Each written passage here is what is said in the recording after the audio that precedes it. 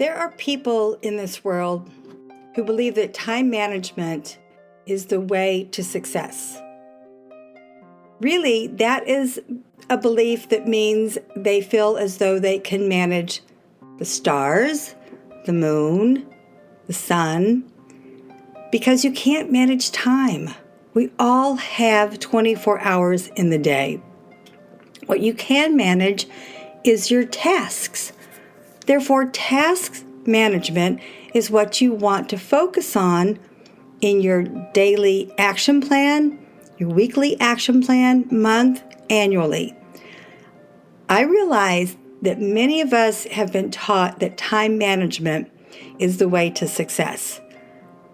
Realize, truly, you can't manage time.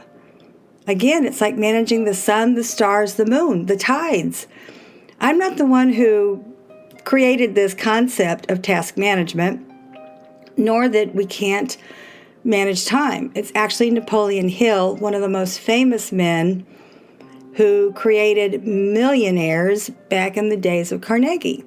He teaches us that we can't manage time. Therefore, I want you to go forward today and realize it's all about your action plan. It's all about your daily tasks, weekly, monthly, annual. To give an example, I have an instructor, Julie Hood, from Course Creators Headquarters. I have been taking classes with her to become an expert in online courses. I have created an online course called Fear of Public Speaking. I help people overcome that.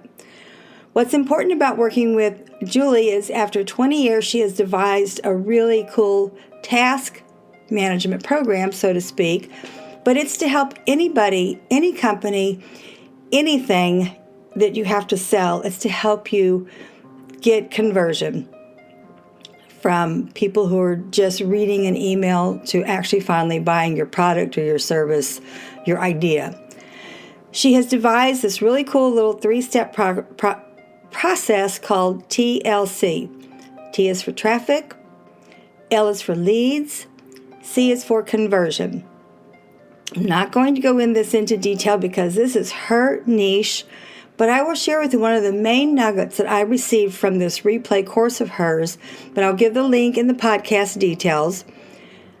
What she taught us, one of the really important things, 2 things actually, email marketing, when you do it correctly, is far more effective than just social media. We won't go into any of the social media, but there has been tons of research, evidently, that when you do your emails correctly, people will start becoming more interested in you and your product, what your ideas, what you have to offer them to solve their problem. But you have to write your emails correctly.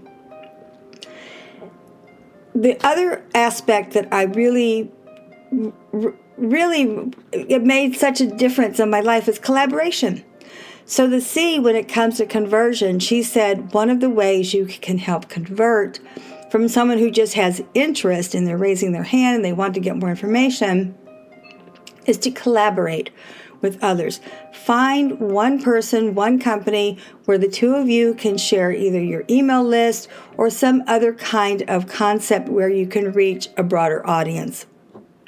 For me, I am new at doing this, so I would probably just share a small list, say A through D or something, with someone. Because my email list consists of my whole former life of owning the French-themed inn and selling French wine. So task management, and a good way to begin understanding that is to embrace Julie's concept of TLC, which is gaining traffic, leads, and then converting into sales. So think of that as far as your tasks, your daily tasks. Start with the email. I'll leave you the link to her. She has a wonderful podcast, by the way, and she addresses all these subjects on her podcast at different times during the year. Speaking of collaboration, the new wellness center for one of my best people I know, Dan Peretz, who created Soothe Our Souls. They're doing a fundraiser in May. That link is on the podcast details.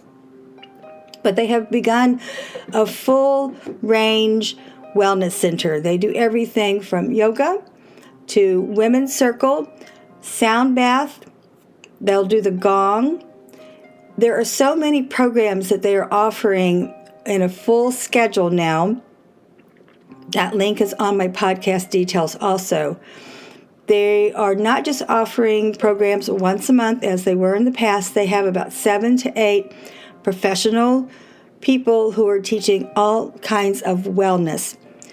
If you are in the area, if you live in the area, or if you're visiting St. Pete Beach, it's a beautiful waterfront facility. It's very serene. You would love taking these classes. You can pay by Venmo. I think they're very affordable. And profits go to Soothe Our Souls, which is the nonprofit which takes people out once a month for free on these beautiful sailing excursions. They're focused on people who have either physical or mental disabilities. That's what Soothe Our Souls is all about. That is their gig. That's their mission.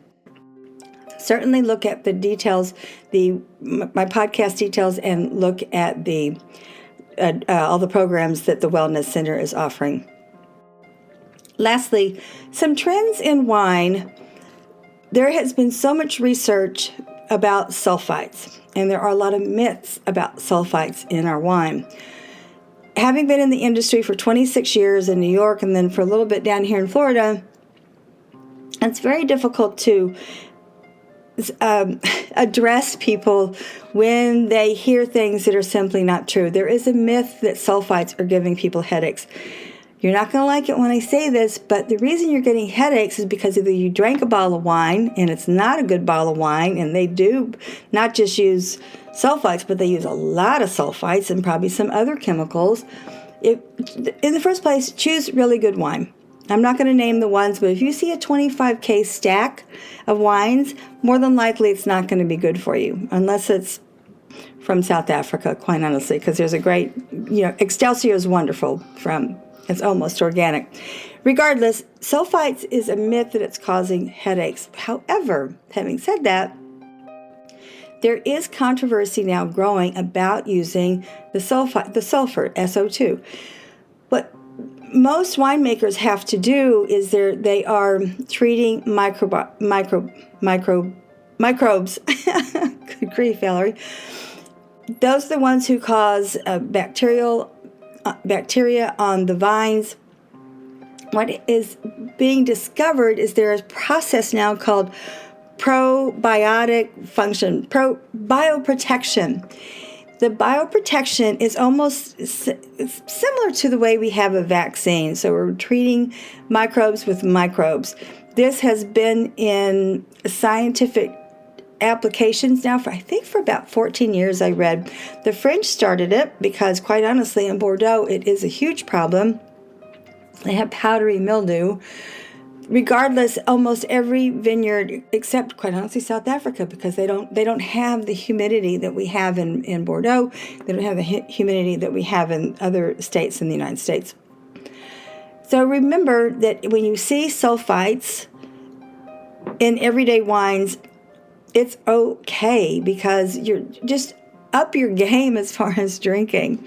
But the other thing that you're seeing, like now I'm seeing people asking for keto wines, which are low in sugar, have no sugar. Folks, the only way fermentation process starts is with sugar. And sugar is natural in grapes. So personally, I don't understand these trends, but I've been in the industry for 26 years. I would never worry about sulfites. I would certainly not worry about wines with low sugar. What you really have to do is just look for a wine that's dry, like a dry Riesling, or Prosecco that's dry, a Champagne that's dry. All these wines are actually labeled to let you know that they're dry and there's very low sugar. I strongly suggest you just stay away from the trends. I am putting a link in my podcast details with 2 great articles. One is from 750. I have mentioned that this is a great industry newsletter that it doesn't get into the commercials. It tells it straight out what's going on as far as trends. The other article from the Wine Enthusiast is heavily laden with commercials. I mean, there's so much advertising in this one article. It's difficult to read, so stick to 750.